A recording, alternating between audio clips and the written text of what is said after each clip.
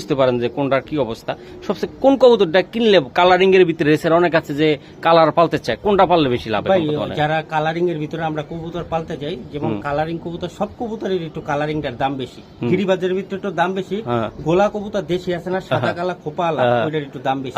আবার কিছু গোলা আছে ওইটার আবার দাম কেউ কিনেও না, বুঝতে পারছেন? তো রেসার কবুতরের ভিতরে কেউ কালারিং কবুতর পালতে যান, যেমন কালো ব্ল্যাক আছে, হোয়াইট আছে, মিলি আছে, তারপরে আপনার চকো আছে। চকোটা খুব রেয়ার, এমন এক জোড়া চকো আপনারা এখন আমার মনে হয় না যে এক পেয়ার কেউ মাস্টার পেয়ার কিনতে পারবেন, কোনো ভাই বেচবো না, কারণ এক জোড়া বাচ্চা উঠাইলে 4,000 5,000 করে বেচে। বুঝতে পারছেন?